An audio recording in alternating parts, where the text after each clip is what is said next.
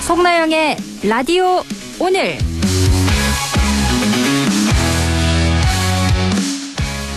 여러분 안녕하십니까? 송나영입니다. 오늘 국회에서는 이해훈 기획예산처 장관 후보자에 대한 인사청문회가 열렸습니다. 이 후보자는 시종일관 몸을 낮췄는데요. 과거 12.3 내란을 옹호했던 발언에 대해 잘못된 판단이었다며 고개를 숙였고, 보좌진 폭언 논란에는 성과에 매몰된 외눈박이로 살았다며 사과했습니다. 자신의 내란 옹호 전력에도 사과했는데요. 자료 제출 미흡으로 어렵게 열린 청문회였습니다. 여야 불문 의원들의 날선 질의와 질타가 쏟아졌는데요. 비망록은 무엇이었는지, 원펜타스 청약은 어떻게 가능했는지, 아들의 입학 과정은 왜 말이 바뀌었는지, 혼인신고는 왜 미뤄졌는지. 하지만 해명은 설득력을 얻진 못했는데요. 이해훈 후보자가 과연 민심의 문턱을 넘을 수 있을지 의문입니다. 안동문화방송 라디오 오늘 광고 듣고 시작합니다. 안전화가 이렇게 편해도 돼요? 나도 모르게 집에까지 신고 간다니까요. 우린 발이 건강해야 하니까 안전화 아무거나 못 신어요. 내가 안전해야 가족이 안심하지. 그래서 난 꼭 워킷만 신어. 워킷 안전화를 고집하는 확실한 이유가 있다. 생각의 차이가 만드는 가치 워킷. 워킷 안전화. 내게 기대 저축은행 당신 곁에 저축은행 기대하던 미래와 만나요. 당신의 기대, 당신의 미래. 저축은행에 기대세요. 내게 기대 당신의 저축은행. 까맣지 마치 까맣지 마치 까맣지 마치 모두 다 같이 까맣지 마치 까맣지 마치 까맣지 마치 너무 맛있지. 신선하고 맛있는 까맣지 바삭하고 쫀득한 까맣지. 맛있는 치킨은 마치 까맣지 통닭. 1월 23일 금요일 라디오 오늘입니다. 일부 한 주간의 시사 이슈를 진단해봅니다. 최진봉의 시사 포커스 잠시 후에 만나보고요. 2부에서는 과거의 정치사부터 현재의 정치 현안까지 지역의 눈으로 바라보는 천용길의 정치 TMI 함께합니다. 라디오 오늘 유튜브로도 다시 들을 수 있거든요. 많은 애청 바랍니다.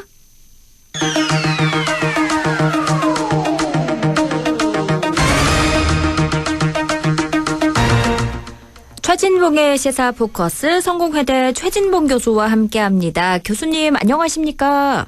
네, 안녕하십니까? 대한민국 종합주가지수 코스피가 5,000선을 뚫었습니다. 코스피 네. 5,000 돌파 어떤 의미가 있다 보십니까? 일단 이제 경제 성장의 발판이 또 마련됐다라고 저는 봅니다. 네. 왜냐하면 코스피 5,000이라고 하는 건 이제 이재명 대통령이 후보 시절부터 계속 얘기했던 게 뭐냐면 우리 기업이 원래의 가치보다 저평가받고 있다. 주식시장에서 그렇다는 말씀을 드리는 거예요. 네. 그러니까 전 세계적으로 우리 나라의 기업들, 뭐 삼성이든 SK든 현대자동차든 이런 굴지의 회사들이 글로벌 기업으로서 역할을 하고 있잖아요. 그렇죠. 근데 주식시장에서만 보면 다른 나라에 비해서 저평가된 게 분명해요. 근데 그런 부분들이 이제 제대로 평가를 받고 있다. 이거는 결국 우리나라 기업들에게 새로운 어떤 그 도약의 기회, 글로벌 회사로서 경쟁력을 갖춘 기업으로 갈 수 있는 하나의 발판을 마련했고, 이렇게 되면 우리나라의 전체 부가, 그러니까 이 부자라고 하는 부 얘기하는 겁니다. 그 부가 증가하는 효과가 있어요. 그런 점에서 본다면 우리 경제 규모 자체나 아니면 나라의 부강 정도가 훨씬 커지고 있다. 그리고 다른 나라에서도 우리나라에 대한 주식시장에 대해서 그런 평가를 하고 있다라고 하는 것이 저는 의미가 있다고 생각합니다. 그리고 네. 이제 기업이 이제 3년 같은 경우 30조 원 이제 시세가 된 거 아니겠어요? 네. 이재용 이제 회장 같은 경우에 그 정도의 부를 갖게 된 건데 결국 그만큼 우리나라의 기업들의 가치를 전 세계적으로 좀 더 높이는 그런 기회를 가졌다고 생각합니다. 과거에 이 대통령이 코스피 5천 얘기를 했을 때 일각에서는 뭐 허황된 공약이다 이렇게 비웃기도 했었는데 어떤 이유로 이 코스피가 5천을 넘어선 걸까요? 일단 주식은 기대 심리가 일정 부분 작용하는 거거든요. 네. 그러니까 주식에 투자하는 분들 입장에서는 이 회사가 앞으로 발전 가능할 것이다라고 하는 기대, 그리고 금융시장이 안정적으로 운영되고 있다라고 하는 부분에 대한 믿음, 신뢰 이런 게 중요하다고 저는 봅니다. 네. 그런데 이재명 대통령이 취임한 이후에 물론 그 후보 시절에도 그런 얘기를 많이 했었죠. 가장 중요한 게 이제 우리의 자산을 지금까지 우리나라는 이제 금융시장이 불안하다고 생각하니까 전부 부동산 쪽에 투자를 많이 했잖아요. 그렇죠. 근데 이거를 금융시장 쪽으로 돌리겠다고 얘기를 했고 금융시장이 우리나라 금융자산의 어떤 중요한 역할을 하는 그런 섹터로 만들겠다고 얘기했는데 그런 부분들이 사실 우리 이제 정부 이재명 정부 들어서고 나서부터 정부의 주요 정책 그다음에 방향 이런 부분과 연계돼서 나타나고 있어요. 네. 그러다 보니까 결국 투자하는 분들이나 국민들 입장에서는 주식시장이 앞으로 점점점 발전해 가겠구나. 이게 크게 폭락하거나 아니면 정체가 되거나 또는 주가 조작이 일어나거나 이래서 그 피해자를 양상하는 일이 더 이상 없어지겠구나 라고 한 믿음이 생긴 거잖아요. 네. 그래서 차라리 부동산보다는 이런 금융시장, 주식시장에 투자를 해서 내 자산을 좀 더 늘려가는 그런 부분에 대한 믿음과 신뢰가 있었다. 그래서 안정적인 금융시장을 만들겠다는 정부의 어떤 기치 그리고 어떤 방향 이런 부분들이 기대 심리를 높였고 그것이 결국 투자를 더 많이 하게 만드는 요소로 작용했지 않았나 이런 생각이 듭니다. 그러면요. 앞으로 뭐 한 번 5천을 찍고 내려오는 게 아니라 계속해서 5천에 그 선에 안착할 거라고 보시나요?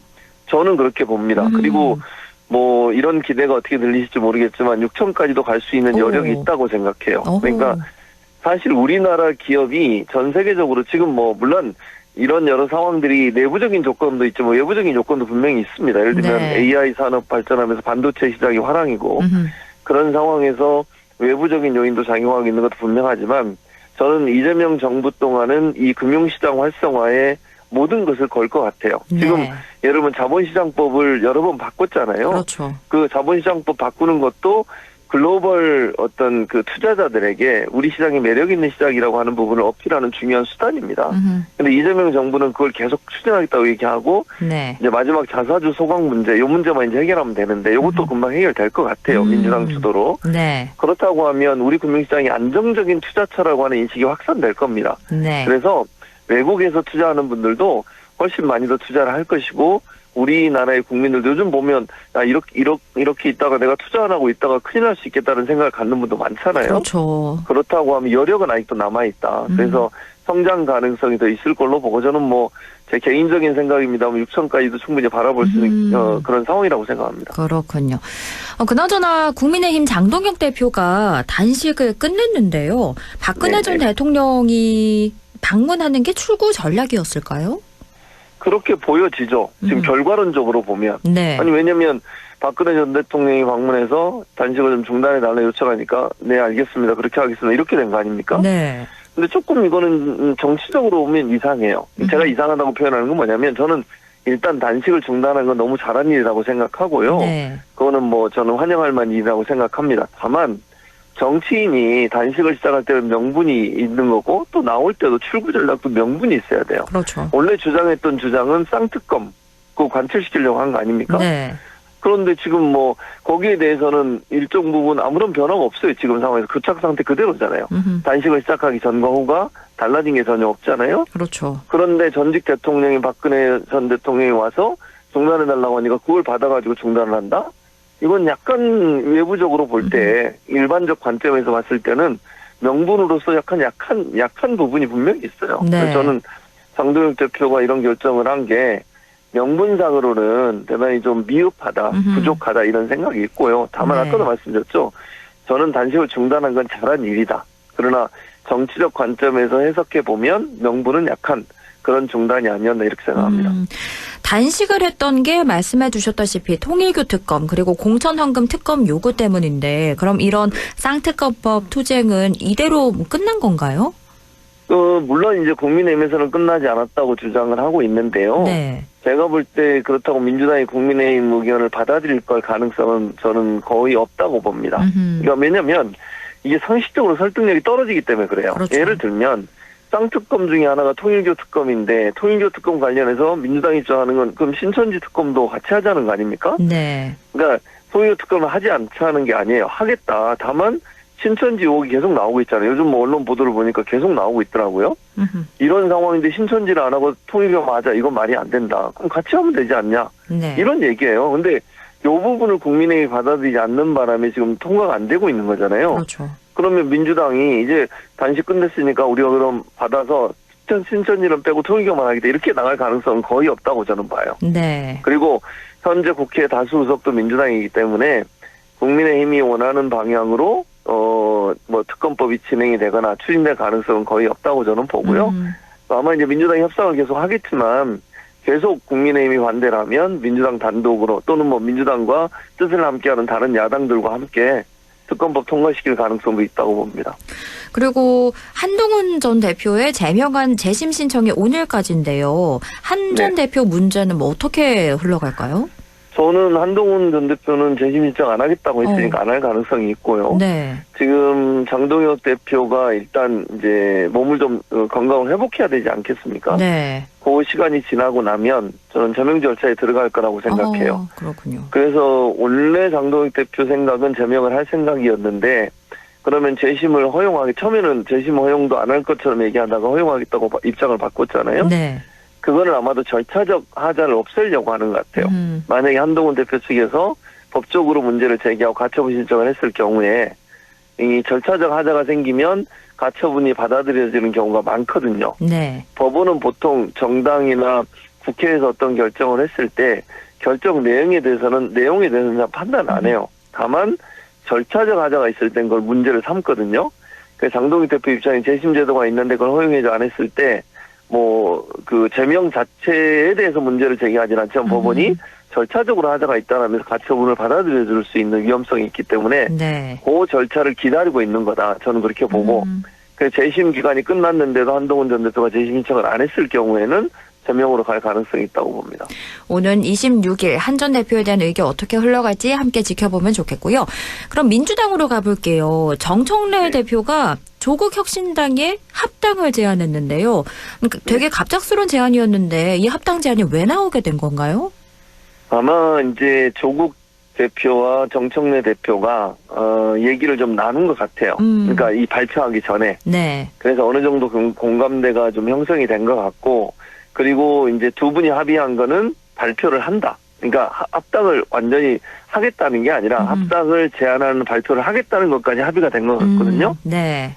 그래서 이제 정청래 대표 입장에서는 합당을 요청하는 이 의견을 제시한 거죠. 그래서 이게 이제 저는 뭐 여러 의견들이 있는데 기본적으로는 이제 지방선거에 따로따로 나가는 것보다는 합당을 해서 나가는 것이 이제 국민의힘이 어부지리를 얻는 경우도 있을 수도 있잖아요. 만약의 네. 경우에 그렇죠. 민주 진영이 갈라지게 되면 그걸 좀 예방하기 위한 방법으로 이해는 됩니다. 다만 이제 절차상의 여러 문제들 때문에 반발이 좀 있어요. 지금 민주당 내부에. 네. 그러니까 정청래 대표가 이걸 너무 독단적으로 하는 거 아니냐. 그래서 그 반발이 일고 있어서 이걸 어떻게 정청래 대표가 잘 정치적으로 풀어내느냐가 이제 앞으로의 이 이슈가 어떻게 방향으로 흘러갈지를 결정짓는 요소가 될 거라고 생각합니다. 그러면 조국 혁신당과 민주당의 합당이 지방선거 전에 가능할까요? 좀 그거는 아직은 모르겠어요. 왜냐하면 아까 말씀드린 것처럼 이제 반발이 있잖아요. 특히 네. 최고위원 세 분이 오늘 이제 그 충북에서 현장 최고위원회가 열렸거든요. 네. 거기에 불참을 했습니다. 불참하고 세 분이 오늘 1시 반에 국회에서 기자회견을 했거든요. 그 내용을 보면 이제 정청래 대표에 대한 불만 이런 부분이 좀 포함돼 있어요. 네. 너무 독단적으로 했다. 왜 논의 없이 이걸 했느냐 이런 불만이 있고 당원들 사이에도 의견이 좀 나뉩니다. 그래서 이거에 대한 불만적 요소 생각들과 의견들이 많이 나오고 있기 때문에 이게 반드시 될 거다 이렇게 얘기할 수는 없어요. 이게 네. 되려면 최소한 3월 정도까지 마무리가 돼야 되거든요. 네. 그럼 한 이제 2달 조금 더 남은 건데 그 사이에 절차를 밟아야 될 텐데 그게 안 될 가능성도 있다. 저는 그렇게 보고 정청래 대표 입장에서 고민이 좀 될 거예요. 그러니까 이런 걸 예상을 했는지 안 했는지 모르겠지만 네. 불만의 목소리가 나오고 있는 상황이기 때문에 그리고 만약에 추진을 했는데 이게 부결이 되면 정청래 대표 입장에서 엄청난 이제 타격을 받게 되거든요. 리더십에. 네. 그런 부분들 때문에 고민이 좀 깊어질 거다. 그렇게 생각합니다. 그렇군요.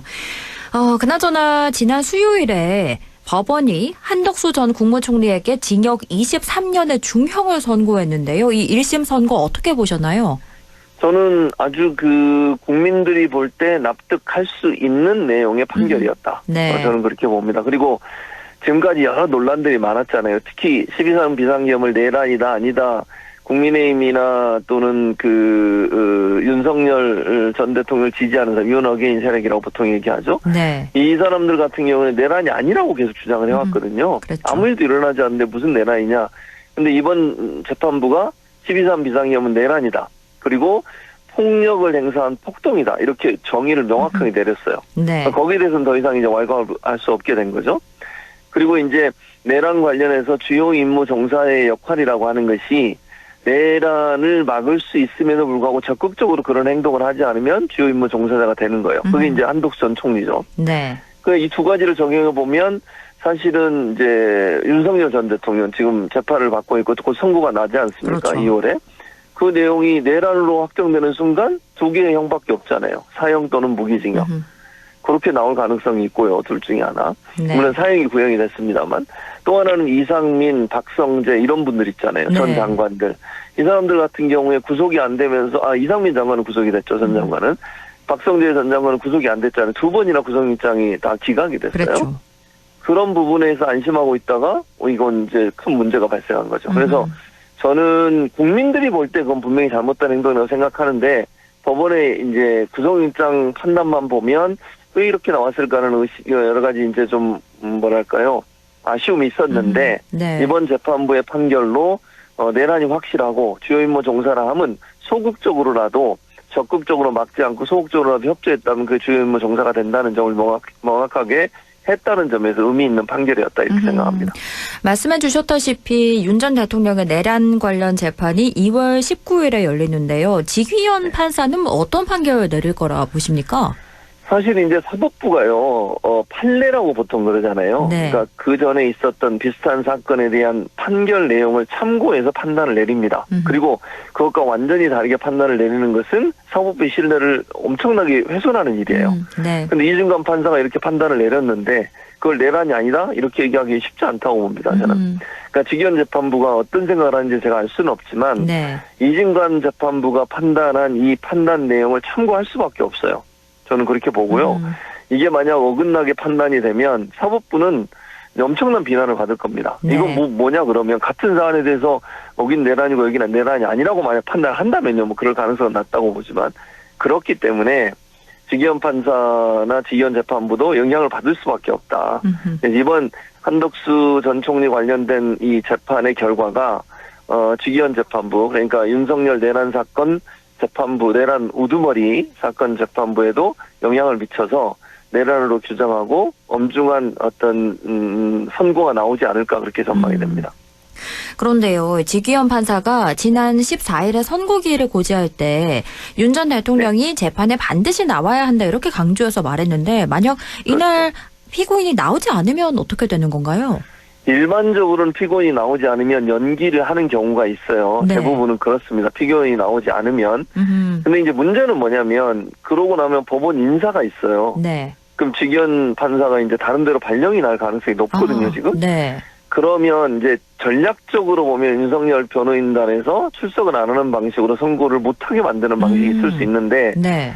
그런 경우에는 물론 예외적으로는 없이도 할 수는 있습니다. 그러나 그거는 상당히 예외적인 상황이기 때문에 제가 만약 그냥 생각을 해보면 네. 윤석열 변호인단에서 그런 전략으로 나온다면 지기현 재판부가 빠른 시간 안에 발령이 나기 전에 또 한 번 선고 일자를 잡을 가능성도 있다고 생각해요. 그렇군요. 그때도 안 나오면 이제 판결을 내릴 수 있다고 저는 보거든요. 그래서 근데 그런 경우가 나오면 안 되겠죠. 네. 사실 윤석열 전 대통령이 윤석열 변호인이 그런 얘기를 하면 국민으로부터 엄청난 비난을 받을 겁니다. 그렇겠죠. 그거를 감수하면서 그런 행동을 할까? 그런 꼼수잖아요. 그렇게 네. 하는 것은. 그래서 그렇게 안 할 가능성이 높다고 보지만 만약에 그런 경우가 생긴다면 지기현 재판부 입장에서는 기일을 빠른 시간 안에 짧은 시간을 다시 잡고 판결을 내릴 가능성도 있다고 보여집니다. 이제 딱 4주 정도 남았는데요. 2월 19일에 과연 출석을 할지도 살펴보시면 좋겠고요. 마지막으로 이해훈 기획예산처 장관 후보자 얘기해 볼게요. 인사청문회가 원래 이번 주 월요일에 열리기로 돼 있었는데 불발됐다가 오늘 열렸는데요. 어떻게 보셨나요? 저는 미흡한 부분도 좀 있었다고 생각하고요. 네. 물론 이해훈 후보자가 사과는 했고 유감 표명은 했지만 그래도 이제 여러 가지 부분에 있어서 질타를 받을 수 있는 내용들이 있다고 생각합니다. 그래서 이 부분들이 이제 국민들이 어떻게 볼 거냐가 저는 중요하다고 생각을 하고요. 네. 이제는 하루 이틀 정도 여론이 어떻게 흘러가는지 하는 부분을 봐야 돼요. 오늘 물론 끝난 건 아니지만 앞으로 네. 이제 끝나고 나면 여론이 어떤 형태로 흘러가느냐가 대단히 중요할 거라고 저는 봐요. 그래서 이제 마지막까지 해명을 잘해서 국민들이 볼 때 납득할 수 있는 정도의 해명이면 문제가 없겠지만 만약의 경우에 여론이 안 좋은 방향으로 흘러간다고 하면 이해훈 후보자의 임명은 안 될 수도 있겠다. 그런 생각을 저는 개인적으로 합니다. 한 가지 궁금한 게요. 이번에 네네. 자료 제출 미흡으로 정말 어렵게 열린 청문회였는데 민주당과 국민의힘이 이 자료 제출률을 이렇게나 차이나게 이해하고 있는 이유가 뭔가요? 왜냐면 이게 이제 자료 제출이라 함은 요청한 자료가 왔느냐 안 왔느냐로 보는 거냐. 예를 들면 네. 아니면 답변을 한 것으로 보느냐의 차이예요. 이게 무슨 말이냐면 국민의힘에서 주장하는 것은 예를 들면 이런 거 있잖아요. 그 자료 제출을 거부할 수 있는 요건 중에 개인정보일 경우에 할 수 있게 돼 있거든요. 네. 그러면 답변에 이거는 개인정보고 개인정보 동의를 안 해줘서 예를 들면 자녀나 이런 사람들 제출할 수 없습니다. 이렇게 적어서 냈어요. 이게 자료 제출일까요? 아닐까요? 요 차이예요. 그렇군요. 그러니까 원하는 자료가 오느냐의 문제로 보면 엄격하게 보면 국민의힘의 주장이고 민주당은 법적으로 개인정보의 공개에 동의하지 않으면 제출하지 않을 수 있거든요. 네. 그렇게 썼어요. 그럼 이것도 자료 제출이냐 아니냐 요런 논란이에요. 그러니까 법적으로 허용된 범위 내에서 본인의 또는 가족이 자기가 법적으로 보호받을 수 있는 권한이 있어서 그걸 활용해서 내지 않은 것마저도 자료 제출이 아닌 것으로 볼 거냐 아니면 그거는 보장된 자료 제출의 범위 안에 포함시킬 거냐 요 차이입니다. 그래서 네. 국민의힘은 원하는 게 다 와야 자료 제출이라고 주장하는 거고 민주당 입장에서 법적으로 보장돼 있는 개인정보의 어떤 공개 동의를 안 한 것도 자료 제출의 범위 안에 봐야 된다 이런 차이죠 사실은. 그렇군요.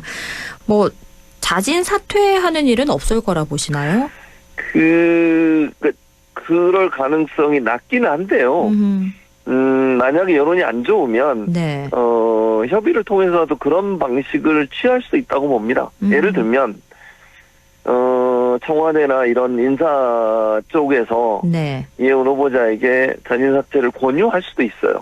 저는 그렇게 봐요. 그러니까 대통령의 부담을 줄여주기 위해서는 본인이 만약에 이제 이거는 아직은 모르니까 제가 뭐라고 말하기가 좀 그런데 만약에 여론이 너무 안 좋아서 도저히 국무위원으로서 임명하기가 어려운 상황이면 자진 사퇴를 해달라고 요청할 수도 있다고 저는 보거든요. 네. 근데 만약에 그래도 본인이 끝까지 안 한다면 이제 지명 처리를 할 가능성도 남아 있다. 그러나 이것은 아까도 말씀드렸지만 아직은 가타부타 얘기하기가 좀 어려운 상황이다. 좀 지켜보고 하루 이틀 정도 여론의 추이를 좀 볼 가능성이 있다고 생각합니다. 그렇군요. 오늘 여야를 불문하고 의원들의 날선 질의와 질타가 쏟아진 청문회였는데요. 과연 민심의 문턱 넘을 수 있을지 함께 지켜봐야겠습니다.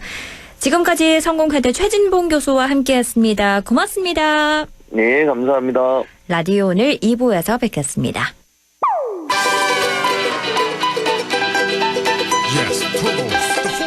일부 노래로 거북이의 비행기 듣고 올게요.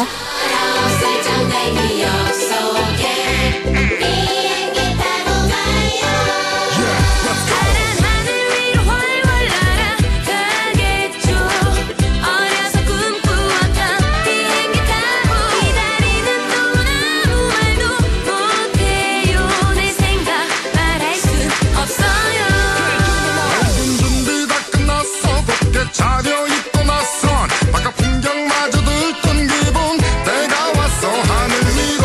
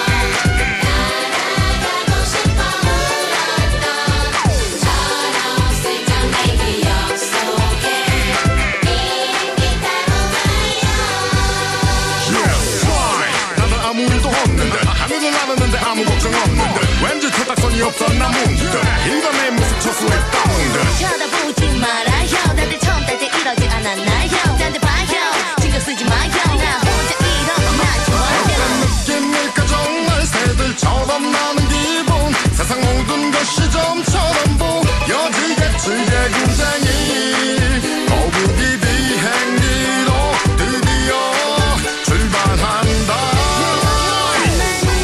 사람들 속을 지나쳐 마지막 게이트야 나도 모르게 잘부터하고 있어 이럴 땐 침착해 좀 자연스럽게 하늘 위로 훨훨 날아가겠죠 어려서 꿈꾸었던 비행기 타고 기다리는 동안 아무 말도 못해요 내 생각 말할 수 없어요 하늘 위로 훨훨 날아가겠죠 어려서 꿈꾸었던 비행기 타고 기다리는 동안 아무 말도 못해요 내 생각 말할 수 없어요 비행기를 타고 날 건너 날아가고 싶어 울었던 철없을장 내 기억 속에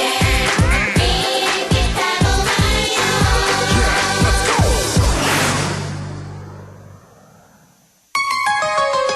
MBC 라디오 지역과 함께 성장해갈 인재를 키웁니다. 지역교육 혁신을 주도하는 안동과학대학교. 새로운 도전을 위한 성인학습자 평생 직업교육. 해외 우수인재 지역정착을 위한 명품 교육과정 혁신. 대학이 지역의 미래다. 혁신을 주도하는 안동과학대학교. 아 땡긴다 땡겨 매콤 새콤 달콤한 맛 무침에는 역시 땡기네 가오리 장례식장 등 각종 대소사 최고의 인기 메뉴 땡기네 가오리 물이 생기지 않아 언제 어디서든 포장 배달 택배 모두 가능한 안동 땡기네 가오리 054-852-4988 가족과 함께 즐기는 영주 도심 속 힐링 온천. 영주 온천랜드와 영주 호텔. 하루의 피로를 내려놓고 쉬어가기 좋은 공간에서 온천, 사우나와 숙박을 함께 이용하실 수 있습니다. 숙박, 피트니스, 키즈카페, 찜질방까지 모든 것을 한 번에 즐기는 영주 온천 관광호텔, 영주 온천랜드. 한순간에 일어나는 금융사기 예방과 대처법 알려드립니다. 첫 번째, 매일 문자 메시지에 있는 확인되지 않은 링크는 클릭하지 마세요. 개인정보 유출의 통로가 될 수 있습니다. 두 번째, 주민등록번호, 통장 비밀번호 등 개인정보를 전달하지 마세요. 대한민국의 공공기관에서는 전화나 문자 메시지로 개인정보를 요구하지 않습니다. 세 번째, 금융사기 피해가 의심된다면 112에 신고하고 해당 은행 고객센터에 전화하세요. 해당 계좌의 지급정지를 요청할 수 있습니다. 네 번째, 금융사기 피해 금액에 대해서는 해당 은행을 방문하여 피싱사기 피해금 환급을 신청하세요. 다섯 번째, 은행의 보안 서비스를 적극 활용해 주세요. 확인되지 않은 PC에서는 이체가 안 되게 하거나 해외 IP를 차단하는 등 금융사기 예방이 가능한 서비스를 이용할 수 있습니다. 한순간의 클릭으로 일어나는 금융사기 예방과 대처법을 꼭 기억해 주세요.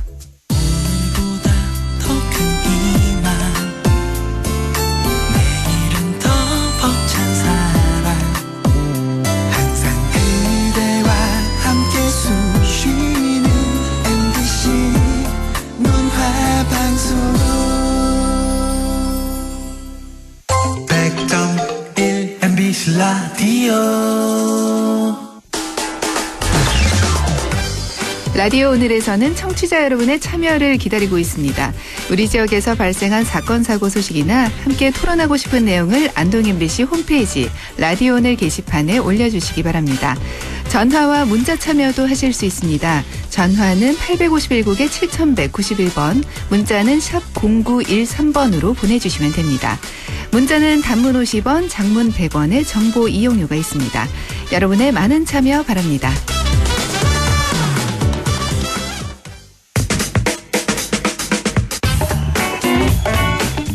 천용길의 정치 TMI 천용길 시사평론가 연결합니다. 안녕하십니까? 네, 안녕하십니까? 오늘 정치 TMI 주제는요? 네, 지난 16일이었죠. 이 김민석 국무총리가 광역행정통합 지자체에 대해서 인센티브 안을 발표하면서 이 급작스럽게 이 대구 경북 행정통합 논의도 이 급물살을 타기 시작했습니다. 네. 앞서서 뭐 김경수 지방시대위원장이 또 행정통합에 대한 지원의 뜻을 밝힌 바 있었고 이재명 대통령도 이틀 전 기자회견에서 또 언급하면서 여러 이 정치인들 이 행정통합 문제에 관심을 쏟고 있는데요. 오늘은 이 광역행정통합에 대해서 우리 경북 지역 상황은 좀 어떤지, 어떤 이해관계가 작용하는지 한번 분석하고 예측을 해보는 시간을 갖도록 하겠습니다. 말씀해 주신 것처럼 신년 기자회견 내용 짚어볼 텐데 행정통합도 이 대통령이 언급을 했지만 다카이치 일본 총리를 안동에 초청하겠다 이런 얘기를 했어요.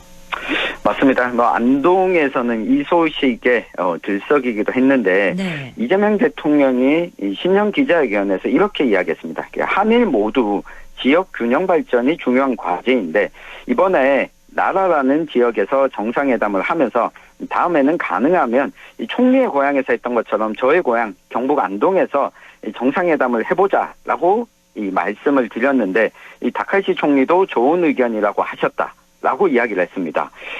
다른 객관적인 문제들이 해결되면 다음 기회에는 빠른 시간 안에 안동에서 한번 모시고 싶다고 이재명 대통령이 기자회견에서 밝힌 겁니다. 네. 사실 그러면서 이재명 대통령이 근데 숙소 문제를 살짝 언급을 하니까 또 이후에 권오을 국가보훈부 장관이 안동에도 충분한 숙소가 있다라고 하는 이야기를 했습니다. 네. 그런데 뭐 이 시점을 놓고는 지금 다카이치 총리가 일본의 중의원 해산을 또 선포하면서 이 선거가 또 끝나야지 방문이 가능할 걸로 예상이 되고요. 그리고 우리 지방선거도 또 앞두고 있다 보니 우리 지방선거 직전이나 직후쯤에 이뤄질 가능성이 있지 않을까 이렇게 예측해 볼 수 있겠습니다. 그렇군요. 그리고 안동에서 한일 정상이 열린다면 뭐 대통령의 고향이라는 점 외에도 여러 가지로 의미가 있을 것 같아요. 맞습니다. 앞서서 이재명 대통령이 일본을 방문했을 때 나라현 여기가 다카이치 총리 고향이었기 때문에 이 화답하는 방문에서는 다른 지역보다 안동이 될 가능성은 매우 높아 보이고요. 이러한 부분과 더해서 이재명 대통령도 언급을 했지만 지역 균형 발전이라고 하는 부분에 우리가 좀 주목해 볼 필요가 있을 것 같습니다. 네. 이번에 이 광역 행정 통합안을 제시하면서 이 북부 지역 같은 경우에는 굉장히 또 우려하는 목소리가 많지 않습니까? 그렇죠. 네, 여기에 대해서 이재명 대통령이 균형 발전을 강조했다는 점, 그런 측면에서 안동이라고 하는 곳이 가지는 상징성이 있고요. 그리고 또 한 가지 상징성이 있습니다. 아무래도 이 안동이 독립운동가를 많이 배출한 도시지 않습니까? 그렇죠. 그러다 보니까 약간 한일 관계에 있어서는 조심스러운 부분도 있습니다. 게다가 올해 그 인천가 기념관 개관도 또 앞두고 있다 보니 안동을 오면 어딜 갈 것이냐 이 부분도 사실 뭐 행복한 고민이라고 할 수도 있지만 세심한 고민이 좀 필요한데 이 화해마을 같은 경우에 방문하게 되면 영국의 엘리자베스 여왕이 방문한 적이 있어서 그렇죠. 다카이치 총리 입장에서는 여길 방문했을 때 여왕이 방문했던 곳에 다카이치 총리를 모셨다라고 하면 아무래도 좋아할 수밖에 없을 것 같습니다. 그러네요. 네. 그리고 유네스코 세계유산으로 지정돼 있기 때문에 한일 관계의 미래를 이야기하는 데 있어서도 긍정적으로 보이고요. 최근 있는 한일 강제징용 문제 역시도 안동에 있는 이 권정생 선생님 생가가 있는데 권정생 선생님도 일본에서 출생을 했는데 강제징용된 부모님을 따라서 일본에서 태어났습니다. 네. 네. 그런데 또 쓰셨던 문학 작품들을 보면 이 공존과 평화라고 하는 가치를 많이 담고 있지 않습니까? 그렇죠. 네, 이런 부분들도 언급하기에 매우 적절한 곳이다. 게다가 안동과 가까운 북부 지역의 청송에 또 심수관 도예 전시관이 있는데 여기가 임진난 때 일본에 끌려갔던 청송 심씨 가문이 일본에서도 꾸준히 도예가로 활동하면서 다시 현대에 들어서 청송에 전시관을 자리 잡게 됐기 때문에 이런 연결성들도 잘 활용할 수 있지 않을까 좀 기대를 해보겠습니다. 그러네요. 여러모로 안동에서 한일 정상회담이 열린다면 뭐 의미와 의의가 있을 것 같고요. 네. 그럼 다음으로 행정통합 이야기로 넘어가 볼게요. 네. 지금 정부 여당의 광역행정통합 추진 의지가 어느 정도인가요? 매우 강력하다고 볼 수 있습니다. 뭐 앞서 언급했지만 김경수, 김민석 그리고 이재명 대통령까지 이 정부의 권한을 가지고 있는 인사들이 차례차례 행정통합의 필요성을 언급했고 구체적인 인센티브 액수까지 제시했다는 점에서는 이 국정의 주요 화두가 아닐까 이 의지가 좀 엿보이는 대목이고요. 네. 게다가 이 예산뿐만 아니라 법률안 마련도 장벽인데 지금 여대 야소 구도 하에서 더불어민주당이 적극성을 좀 보이고 있습니다. 국회 행정안전위원회 소속 더불어민주당 의원들이 20일에 행안부와 행정통합 보고회를 열기도 했고요. 조기 완성하겠다라고 이야기를 하고 있는 상황이고 행안위에서 이 여당 의원이 이야기하길 이 통합광역단체장 공천 일정을 고려하면 다른 법안보다 우선순위를 좀 앞세워서 2월 말까지 반드시 통과시킬 필요가 있다. 그러니까 여대 야소에서 여당 국대의원들도 의지를 보이고 있다면 이 정부 여당은 의지가 강하다고 볼 수 있겠습니다. 그러네요. 그런데 왜 이렇게 정부가 광역행정통합에 적극적으로 나서고 있는 거죠? 이게 뭐 행정 차원에서 보면 지금 행정구역 체제가 자리 잡은 것이 뭐 광역시도, 광역도에서 광역시를 분리하는 과정이 있었고 네. 여기에 이 지방자치제도가 전면화된 게 1995년이니까요. 벌써 30년이 지났습니다. 그러네요. 이 대구 경북만 놓고 보면 이 경북도에서 대구가 이 직할시로 분리된 게 81년인데 이 불과 이 20년 지난 2001년에도 행정통합 이야기가 이 도지사에 의해서 제기가 된 바 있었거든요.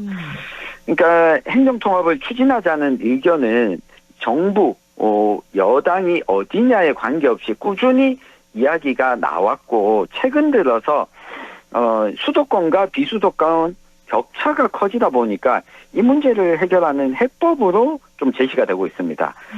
특히 이재명 정부가 5급 3특 이 지역 균형 발전의 어젠다로 제기를 하면서 지금 논의하지 않으면 비수도권과 수도권 격차가 더 커질 것이다. 이 긴박함이 좀 반영된 결과로 해석할 수 있겠습니다. 그런데 야당에서는요. 이번 행정통합 추진 과정을 두고 지방선거를 앞두고 하는 정치적 쇼다. 이런 비판을 하더라고요. 네, 그렇지만 이게 정치적 배경과 이유가 없는 행정 차원의 결정은 없다고 보면요. 이 국민의힘의 입장도 지역마다 정치인마다 지금 차이가 좀 나고 있습니다. 네. 뒤에 자세히 살펴보겠지만 이철우 경북도의사는 적극적인 입장을 내고 있지 않습니까? 그렇죠. 이런 차원에서 이재명 정부와 여당 입장에서는 지금 이 어젠다를 던진 게 적기다라고 할 수밖에 없을 것 같습니다. 일단 첫 번째는 정권 초기라는 시기적 상황인 거죠. 네. 정부가 뭔가 힘을 내서 밀어붙이기가 좋은 상황이라는 점. 게다가 여대 야소라는 국회 구조에서 이 동력도 충분하다는 점이 있고요. 이 두 번째는 지방선거를 앞두고 있는 시점이란 겁니다. 그러니까 야당이 반대하더라도 하나로 좀 모이기가 어려울 수밖에 없다는 거죠. 네. 앞서서 윤석열 정부 하에서 야당 단체장들이 적극 추진해 오지 않았습니까? 그렇죠. 그러니까 특히 대구 경북이 대표적이고 대전 충남도 마찬가지고 부산 경남도 야당 단체장들이 있는 곳들입니다. 네. 그러니까 지금 이걸 반대할 경우에 반대를 위한 반대다 이렇게 비춰지는 게 부담스럽다는 점에서 이재명 정부가 좀 어젠다를 이슈를 이끌고 갈 수 있다라고 한 측면이 있고요. 앞서 뭐 이 한덕수 전 국무총리에 대한 이 내란 중요 임무 종사의 재판 결과가 나오기도 했지만 이 판결이 나오면서 윤석열 전 대통령 판결을 앞둔 가운데 어느 정도 지금 가르마가 타졌지 않습니까? 그렇죠. 그러니까 여당 입장에서는 야당이 아직도 윤 전 대통령과 이렇게 절연하고 있지 못한 상황에서 이재명 정부는 미래를 지향한다. 이런 이미지 획득에도 좀 유리한 조건이다. 이걸 반대로 보면 야당인 국민의힘 입장에서는 좀 끌려가는 이슈일 수밖에 없는 상황도 있습니다. 그렇군요.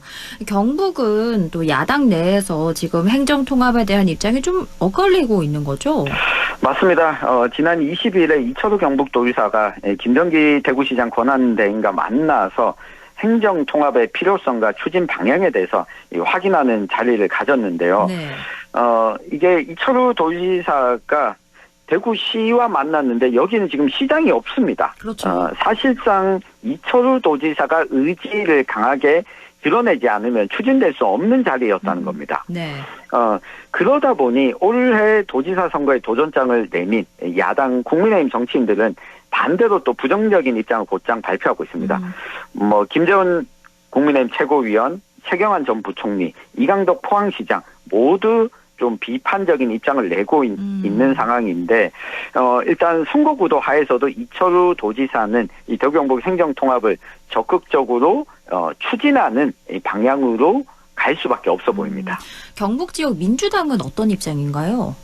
네, 임미애 경북도당 위원장 의원도 20일에 바로 환영한다는 입장을 내놨는데요. 다만 전제 조건을 좀 걸었습니다. 그러니까 인센티브뿐만 아니라 신뢰 기반한 합의가 필요하다. 북부 지역의 이 반발에 대해서도 고민이 필요하다라고 하는 거고요. 네. 지방선거제도 개선을 통한 대표성과 견제 기능이 함께 가야 된다라고 하는 이야기를 했습니다. 그리고 지역 여건에 맞는 실험을 선행적으로 먼저 해봐야 된다라고 하는 건데 정부 차원에서 통합 논의가 좀 의지를 보이지만 대구 경북도 다른 지역보다 뒤처질 수는 없지만 여러 선제 조건이 필요하다. 속도는 빠르게 밀어붙이지 않는 것이 좀 필요하지 않느냐라고 하는 의견으로 확인할 수가 있겠고요. 네. 그러다 보니 이 다른 지역 상황이 어떻게 되는가 우리 경북 지역에서도 눈여겨볼 수밖에 없는 상황입니다. 다른 지역은 어떤 상황인가요? 네, 대전, 충정, 충남, 광주, 전남, 부산, 경남이 논의를 진행하고 있는데 네. 일단 부산, 경남은 지난해에 행정통합공론화위원회를 운영을 했었습니다. 이 결과가 김민석 총리 발표 나오기 3일 전에 공론화위원회 결과가 나왔는데 주민투표로 결정하자는 안을 최종 제출했습니다. 네. 이게 최종 판단은 양 단체장이 다음 달 정도에 밝힐 걸로 보이는데 여기에 울산도 주민투표를 한다면 다시 참여할 의지를 보이고 있거든요. 그렇죠. 근데 요 세 지역 단체장이 모두 야당입니다. 그래서 빠르게 입장문이 좀 안 나오고 있는 상황이고요. 네. 대전 충남은 바로 인센티브 방안을 좀 비판하고 재정적인 수반이 함께 필요하다 강조를 했습니다. 그러니까 반대는 아닌데 좀 애매한 입장을 낸 것은 역시나 소속 정당이 대전 충남도 이 국민의힘 소속이기 때문입니다. 네. 이 광주 전남은 21일에 빠르게 입법 전략 논의까지 했거든요. 단체장과 국회의원들 만나서 속도가 제일 빠른데 네. 여기에는 광주 전남은 더불어민주당 소속이죠. 여당이다 보니까 그렇죠. 이 지방선거 직전까지 이 통합을 해보자라고 하는 의지로 보이는데 모든 통합을 추진한 지자체가 선거 전까지 통합을 결정하고 통합단체장을 뽑는 방향으로 가기는 현재 구도에서는 좀 쉽지 않아 보이는 게 사실입니다. 네. 이 행정통합 논의가 계속해서 나올 텐데요. 우리 청취자분들은 어떤 부분에 주목해서 보면 좋을까요? 일단 첫 번째는 국회를 좀 눈여겨보시면 좋겠습니다. 이게 특별법으로 특정한 지자체만 하는 것이 아니라 일반법에 근거한 행정구역 체제 개편안을 제안하는 건지 아니면 먼저 신청하는 곳에 인센티브를 더 주는 방식이 되는지 이렇게 된다면 광주 전남이 빠르게 추진하고 있는데 1순위 지역에 먼저 추진하게 되면 다른 지역에 반발이 있을 수밖에 없습니다. 네. 그래서 이러면 속도전으로 가다 보면 이 부족한 부분 특히 북부 지역 같은 경우에 이 북부 지역의 고려가 없이 추진될 가능성도 있거든요. 그래서 이 국회의 입법 상황을 좀 살펴보시는 게 필요할 것 같고요. 이 두 번째는 정치인들의 입장을 한번 찬찬히 살펴보시는데 왜 하는가, 왜 하면 안 되는가에 대한 근거와 기준이 있는가를 좀 살펴보시길 바랍니다. 네. 그리고 마지막으로 이게 마치 통합이 단체장 자리를 하나로 좀 모으는 것으로 이해해서는 곤란하다라고 하는 부분입니다. 네. 그러니까 안 그래도 시장이나 도지사의 권한이 강하고 특히 경북 지역은 이 도지사의 권한을 견제할 수 있는 기능이 약한 상황인데 그렇죠. 덩치가 더 커졌는데 이 통합 단체장을 견제할 수 있는 의회나 이 구조가 마련되어 있지 않으면 특정한 정당의 단체장의 권한만 더 커지는 결과로 수렴될 수 있다. 이 부분도 우리 청취자 여러분들께서 신경을 써주시고 네. 이 대구 경북 행정통합의 좀 의견과 이 본인의 입장을 정리하는 기준으로 삼으셨으면 하는 바람입니다. 네, 이렇게 대구 경북 행정통합이 앞으로 어떻게 진행될지 함께 살펴보면 좋겠습니다. 오늘 말씀 잘 들었습니다. 고맙습니다. 감사합니다. 지금까지 천용기 시사평론가와 함께했습니다.